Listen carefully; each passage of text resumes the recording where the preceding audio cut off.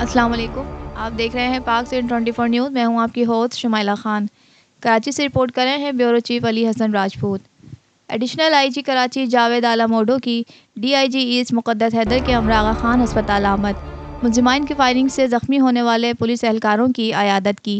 Additional IG Karachi ने थाना side super highway की हदूद में ज़ख्मी होने वाले SHO बिन कासिम इंस्पेक्टर इदरीस बंगश और थाना कोरंगी इंडस्ट्रियल एरिया की हदूद में पुलिस मुकाबले के दौरान ज़ख्मी होने वाले कांस्टेबल खान रज़ाक की अयादत की, जबकि कांस्टेबल साजिद, जो कि लियाकत नेशनल अस्पताल में इंतहाई निगहदाश्त वार्ड में दाखिल है, उनके लिए हर मुमकिन और बेहतरीन इलाज व मुआवजे की हिदायत जारी की।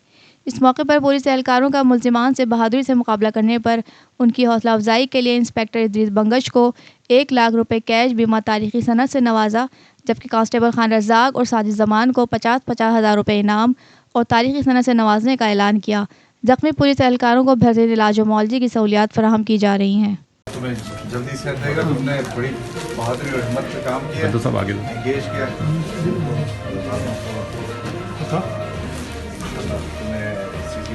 पुलिस अफसर है, हमारी दुश्मनी भी बड़ी होगी।